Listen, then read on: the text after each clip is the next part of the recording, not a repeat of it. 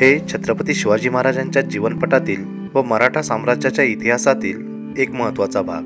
पुणे आज आधुनिकीकरणाकडे जात आहे आणि त्यातही आपल्या इतिहासातल्या पाऊलखुणा जपून ठेवत आहे. असाच एक ऐतिहासिक वारसा म्हणजे आपला सिंहगड. हो, तोच सिंहगड ज्याबद्दल आपण लहानपणापासून ऐकत आलोय.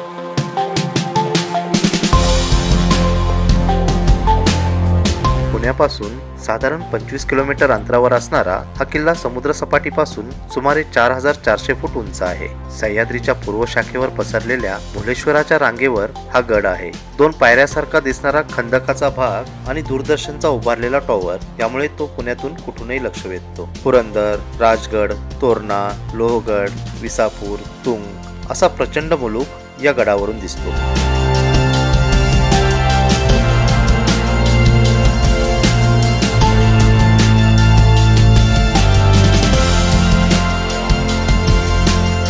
सिंहगड या किल्ल्याचे आधीचे नाव कोंढाणा. स्थानिक महादेव कोळी लोकांच्या आख्यायिकेनुसार कौंडिन्य ऋषी यांनी येथे तपश्चर्या केली म्हणून या डोंगराचे नाव कोंढाणा झाले. हा किल्ला पूर्वीच्या पुण्यनगरीचे मुख्यालय होते. येथे महादेव कोळी राजा नागानाईक यांच्या ताब्यात हा किल्ला होता. इसवी सन 1360 मध्ये दिल्लीचा सुलतान मोहम्मद तुघलकाने दक्षिण स्वारी केली. त्यावेळी दख्खनच्या भागात कोळी राजांचे वर्चस्व होते, म्हणूनच त्याने कोळी साम्राज्यावर आक्रमण केले. स्थानिक महादेव कोळी राजा नागनायक आणि मोहम्मद तुघलकामध्ये मोठे युद्ध झाले. जवळपास 1 वर्ष हा किल्ला लढवला गेला.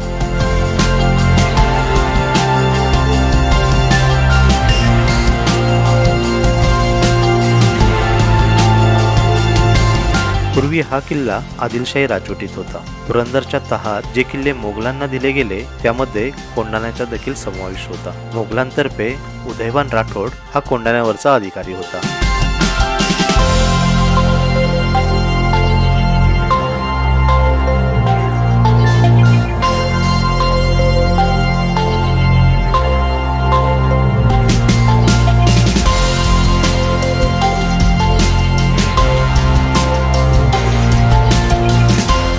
सिंहगडचे मूळ नाव कोंढाणा.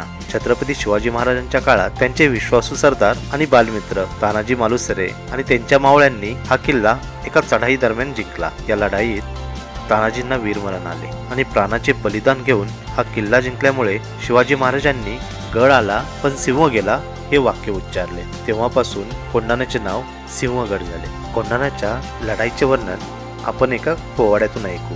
स्वराज्याचे बांधू तोरण संधी पाहून कोंढाणा किल्ला घ्यावा ताब्यात. अष्टमी मूर्त ठेवा ध्यानात जिजाबाई बदल्या राजगडात. जी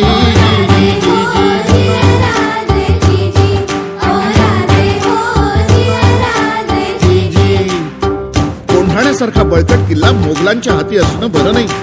ही आपली अस्मिता आहे. प्रणाम केला मातेला, प्रणाम केला मातेला. आमंत्रण दिलं सर्वांना, सर्व मावळे लागले कामाला. शेलार मामा होते संगतीला. एवढ्यात तानाजी मालुसरेकडून रायबाच्या लग्नाचं निमंत्रण घेऊन एक दूत महाराजांकडे आला आणि तेव्हा परतीचा निरोप पाठविला तानाजीला. तुम्ही लागा लगीन करायला, आम्ही जातो बघा लढाईला. अहो राजे हो जिर राज रजी. तानाजी मालुसरेला हे कळताच ते काय म्हणतात, आम्ही लग्नात वरबाप म्हणून मिरवायचं आणि आमच्या राजानं लढायला जायचं. हे कदापि शक्य नाही. तानाजीने मनी केला पण आणि दिले बघा वचन.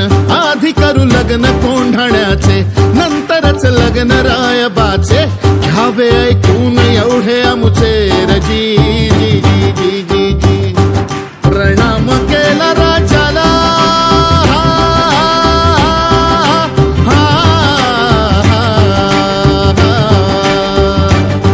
प्रणाम केला राजाला, केला राजाला. तानाजी वीर चालला, कमरेला बांधला शेला. काच मारली बघा घोड्याला, मारली घोड्याला जिरहा जी जी. मारली घोड्याला जिरहा जी जी जी जी जी. कोंढाण्याचे उंच शिखर,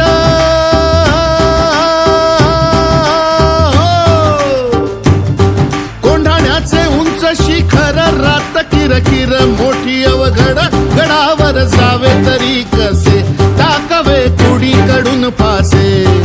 आणि एवढ्यात तानाजीने आपल्या पेटाऱ्यातील घोरपड बाहेर काढली. त्या घोरपडीचं नाव काय माहितीये? यशवंती. यशवंती चाल. घोरपड बांधली दोरीला, यशवंती कुंकू वाहतो तुला. आज यावे आमच्या मदतीला, गड येईल आमच्या हाताला. वचन दिलंय आम्ही राजाला, मावळे चढती वरतीला.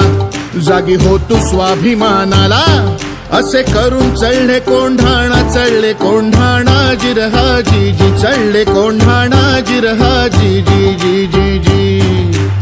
त्यावेळी कोंढाण्याचा किल्लेदार होता उदयभान नावाचा एक राजपूत. हे उदयभान्या. कोण? तानाजी. हा, तुझा बाप तानाजी. अरे तू इथे काय करतोय शिवसेनेत? दिल्लीला चल, मुजरा कर, तुला किल्लेदार करतील. अरे हाट, दिल्लीला मुजरा करणारी हलकट जात मराठ्यांची नाही. अरे मी एक वेळ मोडेन पण वाकणार नाही. आणि मग तानाजीनं वार बघा केला, उदयभान बघाच तळला. पलटवार त्याने बघा केला, तानाजीच्या तोडलं ढालीला.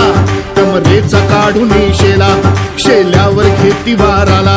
उदयभान जेरी सांडला, उदयभानच्या एका वाराला तानाजीचा हात उडविला. इंच इंच जखमा अंगाला, रक्ताने धीर नालेला. रक्ताच्या थारोळ्यात तानाजीला बघून 80 वर्षाचे शेलार मामा उदयभान्यावर धावून आले. मामांनी मारलं उठाणाला, दात खाऊन केला बहाराला. रक्त लागले होते तलवारीला, छातीवर मामा बसलेला. दाताने फोडलं नरडीला, सपासप करती वाराला. उभा चिरला उदयभान्याला, उदयभान्याला जिरहाजी, उदयभान्याला जिरहाजी, उदयभान्याला जिरहाजी.